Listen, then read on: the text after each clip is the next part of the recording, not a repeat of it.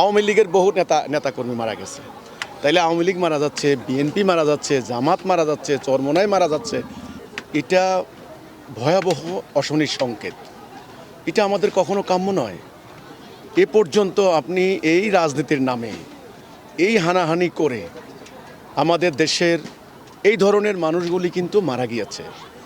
আপনি রাজনৈতিক পরিচয় যেটাই বলেন না কেন, আজকে জামাতের নেতা মারা গিয়েছেন, আপনি দেখেন আগের দিন বিএনপির নেতা মারা গেছে, নিজের দলের ভিতরে হলেও কথা কিন্তু একটাই হলো রাজনৈতিক দ্বন্দ্ব। আওয়ামী লীগের বহু নেতাকর্মী মারা গেছে, তাইলে আওয়ামী লীগ মারা যাচ্ছে, বিএনপি মারা যাচ্ছে, জামাত মারা যাচ্ছে, চরমোনাই মারা যাচ্ছে, আবার দেখা যাচ্ছে হিজবুত তৌহিদেরও বহুত সদস্য কিন্তু এই হত্যাকাণ্ডের শিকার হয়েছে।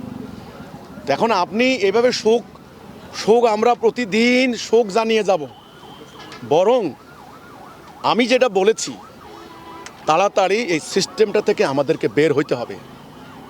আপনি দেখেন এই যে নির্বাচনের সামনে আর কয়টা দিন আছে, প্রশাসন কি করলেন, পশ্চিমাদের দেখা দেখি সেখানে একটা মাঠে সেখানে ইশতেহার পাঠ অনুষ্ঠান করলেন। আমেরিকা যেটা হয়, ইংল্যান্ডে যেটা হয়, ফ্রান্সে যেটা হয়, ওদের দেখা দেখি। আরে ভাই, ওদের অনুসরণ করতে করতে এতখানি গেলেন, আমাদের দেশের সংস্কৃতি, মানুষের চিন্তাভাবনা আর ওদের মতো না। এখানে মারামারিটা কী নিয়ে লাগলো? চেয়ারে বসা নিয়ে। অভিযোগ আছে জামাতের নেতাকর্মীরা আগে চেয়ার দখল করেছেন, বিএনপির নেতাকর্মীরা বসতে পারে নাই। তো পরিস্থিতি তো প্রশাসন নিয়ন্ত্রণ করতে পারেন নাই।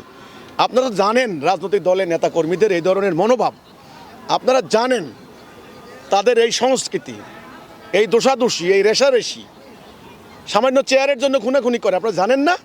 টিএনও সাহেব, ডিসি সাহেব, এসপি সাহেব, রিটার্নিং কর্মকর্তা, আপনারা জানেন না এই চরিত্র আমাদের দেশের মানুষের? তাহলে আপনারা এই ধরনের অনুষ্ঠান কিভাবে করতে পারলেন? যা হওয়ার হয়েছে, খুনাখুনি হয়েছে, আমরা দেখলাম চেয়ার মারামারি, সারা দুনিয়ার মানুষ দেখছে এখন সোশ্যাল মিডিয়ার মাধ্যমে। মানে হাজার হাজার চেয়ার, এই যে সম্পত্তির ক্ষতি হলো, মানুষকে চেয়ার দিয়া, প্লাস্টিকের চেয়ার দিয়ে পিটাইয়া আহত, রক্তাক্ত, শত শত বিএনপির আহত, শত শত জামাতের আহত। আমি সমবেদনা কার জন্য জানাবো ভাই? কারে নিন্দা করব আর কারে আপনি করব? তো আমি আসলে ব্যথিত, আমি আসলে ক্লান্ত এগুলো দেখতে দেখতে, ক্ষুব্ধ।